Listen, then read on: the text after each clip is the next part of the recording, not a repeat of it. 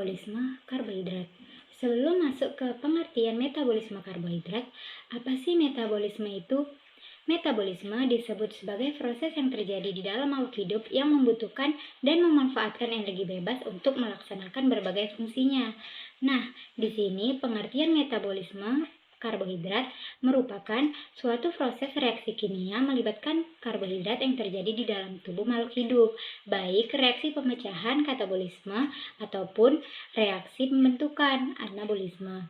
Jalur utama metabolisme karbohidrat ini terdiri dari glikolisis, glikogenesis, glikogenolisis, heksona monofosfat, dan yang terakhir yaitu gluconeogenesis. Nah, di sini ada skema metabolisme karbohidrat.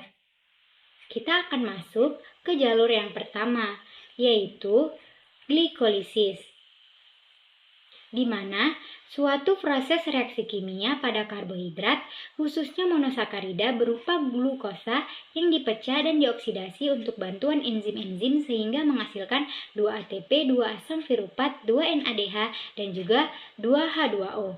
Pada kondisi aerob, piruvat akan masuk ke mitokondria dan dioksidasi menjadi CO2 dan H2O. Pada kondisi anaerob, piruvat direduksi menjadi laktat dalam sitosol. Di sini terdapat 10 tahap glikolisis yang terjadi di sitoplasma. Nah, yang pertama yaitu fosforilasi glukosa menjadi enzim heksokinase. Yang kedua, produksi fruktosa 6-fosfat menjadi enzim fosfolukoisomerase. Dan yang ketiga yaitu produksi fruktosa 1,6-difosfat menjadi enzim fosfofruktokinase. Dan yang keempat yaitu pemecahan fruktosa 1,6-difosfat menjadi enzim aldolase. Dan yang kelima yaitu mengubah fosfat dihidroksiaseton menjadi fosfat gliseraldehida menjadi enzim triose fosfat. Dan yang keenam yaitu pembentukan NADH dan 1,3-difosfagliserid menjadi enzim triosa fosfat dihidrogenase. Nah, yang ketujuh yaitu produksi ATP dan 3-fosfoliserat menjadi enzim fosfoliserokinase. Nah, yang kedelapan, regulasi 3-fosfogliserat menjadi 2-fosfogliserat menjadi enzim fosfogliseromutase. Yang kesembilan, pembentukan fosfoenol piruvat menjadi enzim enolase. Nah, yang terakhir yaitu pembentukan ATP dan asam piruvat menjadi enzim piruvat kinase. Di sini bisa kita lihat skema glikolisis. Nah, pada keadaan anaerob, hasil akhir berupa asam piruvat akan masuk ke mitokondria pada proses dekarboksilasi oksidatif menghasilkan asetil CoA yang dilanjutkan ke siklus Krebs hingga transport elektron. Di sini menghasilkan 6 CO2, 6 H2O, dan 34 ATP. Reaksi pada glikolisis umumnya berjalan dua arah, kecuali reaksi berjalan searah seperti glikolisis di eritrosit yang menyebabkan oksidasi glukosa di eritrosit selalu menghasilkan asam laktat. Jalur yang berikutnya yaitu glikogenesis, di mana proses kimia pembentukan glikogen dari glukosa yang kemudian disimpan dalam hati dan otot. Terdiri dari 5 tahap, yaitu 1. Glukosa mengalami fosforilasi menjadi glukosa 6-fosfat. Di otot dikatalisis oleh enzim heksokinase dan di hati oleh enzim glukokinase. Nah, yang kedua yaitu glukosa 6-fosfat diubah menjadi glukosa 1-fosfat dengan enzim fosfolukomutase. Yang ketiga yaitu glukosa 1-fosfat bereaksi dengan uridin trifosfat UTP untuk membentuk uridin difosfat glukosa dan dikatalisis oleh enzim UDPG pirofosforilase. Nah, yang keempat yaitu hidrolisis pirofosfat inorganik dengan bantuan enzim pirofosfate inorganik.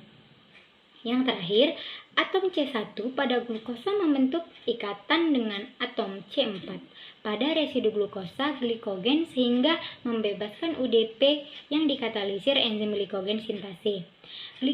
Glikogen primer yang sudah ada selanjutnya dapat terbentuk pada primer protein yang dikenal sebagai glikogenin.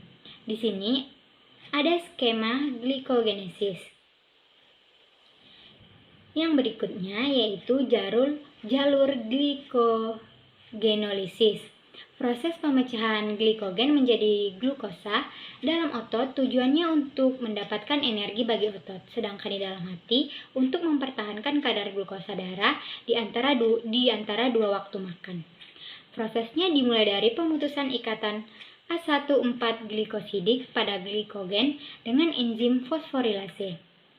Glikogen yang telah dihasilkan dari pemutusan ikatan tersebut dilanjutkan dibantu enzim transferase untuk memindahkan 3 unit glukosa penyusun glikogen ke rantai cabang lainnya sehingga hanya tersisa 1 unit glukosa yang memiliki ikatan A16-glikosidik dan dilepaskan dengan enzim percabangan berupa A16-glikosidase yang melepaskan 1 unit glukosa. Hasil reaksi glikogenesis yang didapatkan berupa glikogen N1 residu berantai lurus dan glukosa 1-fosfat yang kemudian masuk jalur glikolisis dan menghasilkan energi. Di sini ada tahapan glikogenesis. Tahap yang berikutnya yaitu heksona monofosfat yang merupakan jalan lain untuk oksidasi glukosa yang menghasilkan NADH untuk jalur reduktif seperti sintase asam lemak dan detoksifikasi obat dan menghasilkan ribosa 5-fosfat untuk sintesis nukleotida. Jalur ini dibagi menjadi 2 fase, yaitu fase oksidatif dan non-oksidatif, di mana pada fase oksidatif dihasilkan NADH melalui reaksi oksidasi yang irreversibel, yaitu glukosa 6-fosfat menjadi ribulosa 5-fosfat. Sedangkan pada fase non-oksidatif, ribulosa 5-fosfat diubah menjadi ribosa 5-fosfat dan zat antara glikolisis. Persamaan keseluruhan untuk jalur pentose fosfat yaitu 3 glukosa 6-fosfat ditambah NADP plus menjadi 3 CO2 ditambah 6 NADP ditambah 6H plus ditambah 2 fruktosa 6 fosfat ditambah gliseraldehid 3 fosfat. Di sini ada skema tentang heksona monofosfat. Nah, yang berikutnya yaitu yang merupakan tahap akhir dari metabolisme karbohidrat yaitu gluconeogenesis, di mana proses metabolisme karbohidrat untuk menghasilkan glukosa yang berasal dari senyawa non-karbohidrat. Contohnya, senyawanya yaitu asam laktat, asam aminoglukogenik, asam piruvat, dan agliserol. Proses ini terjadi jika sumber energi karbohidrat tidak lagi tersedia. Maka tubuh akan menggunakan lemak sebagai sumber energi. Jika lemak juga tidak tersedia, barulah pemecahan protein untuk energi. Reaksi proses glukogenesis dengan menggunakan asam piruvat sebagai berikut. Nah, di sini ada 2 tahap gluconeogenesis.